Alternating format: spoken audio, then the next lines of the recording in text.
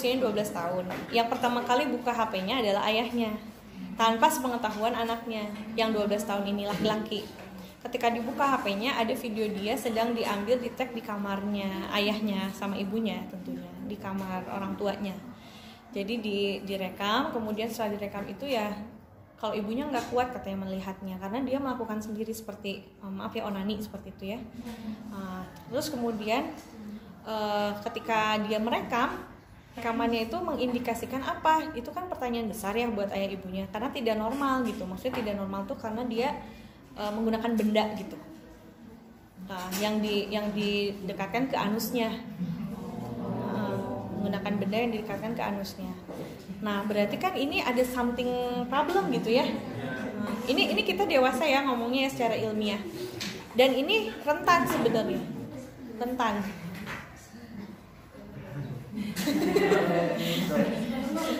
Nangis gitu ya, nangis nggak ya? Karena dibawa babynya. Terus udah gitu, tadi saya sampaikan, mengindikasikan apa? Dia bertanya sama dokter pribadinya, kata dokter pribadinya, kemungkinan kah ini ada korban sodomi katanya. Nah, PR besarnya di sini orang tuanya tidak mau terbuka. Orang tua tidak mau terbuka, tidak mau ngasih tahu ke anaknya bahwa dia tahu, ngerti nggak? Orang tuanya takut pada anaknya kalau anaknya tahu bahwa orang tuanya tahu. Ya. Pinter-pinter lah 2018 ya, tangkap. Jadi banyak orang tua yang seperti itu sebenarnya. Sehingga masalahnya berlarut-larut sampai 1 bulan. 1 bulan berlalu, kegamangan masih ada. Mau ngasih tahu takut karena takut anaknya terganggu gitu. Kalau orang tuanya tahu kan di persepsi orang tua tuh, ngapain sih buka-buka handphone aku misalnya gitu kan. Nah, ada kecenderungan keluarga yang seperti itu. Nah, alangkah baiknya memang setiap keluarga itu terbuka. Siapapun boleh membuka HP orang lain, sesama anggota keluarganya misalnya. Termasuk suami istri. Kan ada juga yang nggak boleh istri buka-buka HP suaminya gitu ya. Ada juga yang sebaliknya, suami nggak boleh buka-buka HP istrinya. Aneh juga sebenarnya. Aneh, kalau nggak ada apa-apa nggak akan mungkin nggak boleh. Harusnya boleh aja, karena nggak ada apa-apa, sok aja lihat gitu ya, kita mah tidur bareng gitu ya, harusnya tahu gitu ya.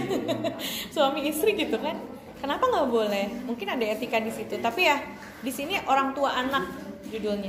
Nah kalau udah orang tua anak seperti ini tertutup, nah ini nggak akan ada solusi. Nah solusinya gimana?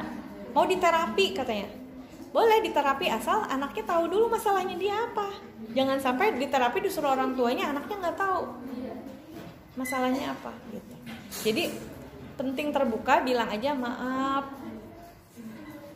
ayah sama ibu, misalnya buka HP-mu nggak bilang-bilang, mohon maaf sekali, ini pasti Allah yang ngegerakin, ini pasti Allah karena sayang kamu, ini pasti karena Allah sayang ayah sama ibu, ini pasti karena Allah, semuanya karena Allah menggerakkan ibu untuk buka ini.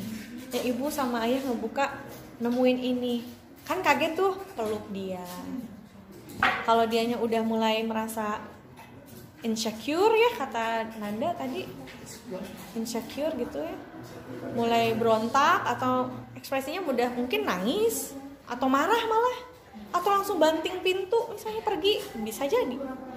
Nah itu harus siap, mental spiritual ibu ayahnya itu harus siap, sudah menghadapi itu harus bisa peluk, jangan diusir, jangan dimarahin, jangan dikata-katain apa-apa, cukup dipeluk aja kalau sudah membuka itu. Karena apapun kondisi anaknya, pulang adalah jalan terbaik. Yang bisa menyelamatkan dia, mengubah dia adalah keluarganya, orang tuanya, bukan orang lain. Kalau keluarganya di situ nolak, anak itu bisa berubah menjadi beneran gay. Nauzubillah min dzalik. Anak itu bisa berubah menjadi mencari komunitas yang bisa menerima dia. Betul nggak? Rata-rata orang yang masuk komunitas LGBT itu rata-rata karena memang penerimaan ketika dia ketahuan gitu, ketahuan menyimpang, itu nggak ada menerima di keluarganya. Menerima dalam artian menerima bukan membiarkan dia jadi LGBT, tapi menerima dan memperbaiki dia. Menerima dan mengarahkan dia gitu, nggak ada.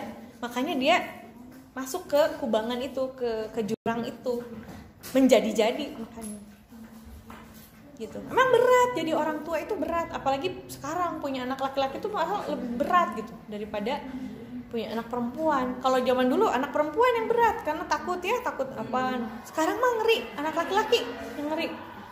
Takut jatuh cinta sama laki-laki. Oh, nauzubillah. Ya. Ya banget.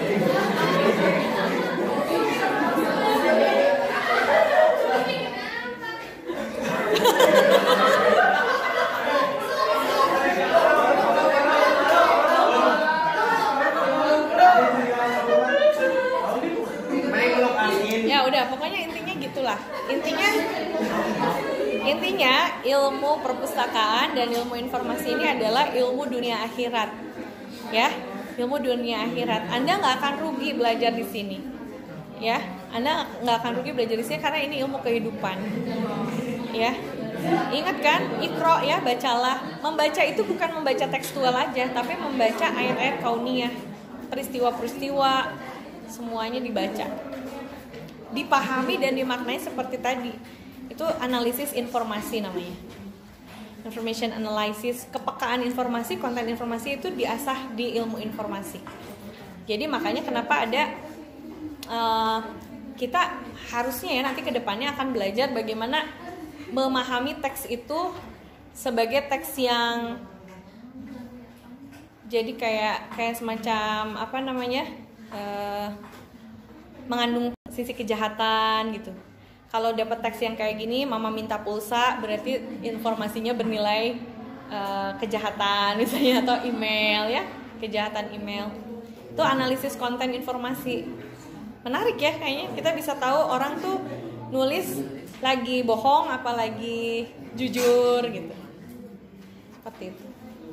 Jadi intinya itu ya, tugas mata kuliah biblioterapi ini adalah memilah dan memilih bahan pustaka yang tepat untuk masalah yang tepat.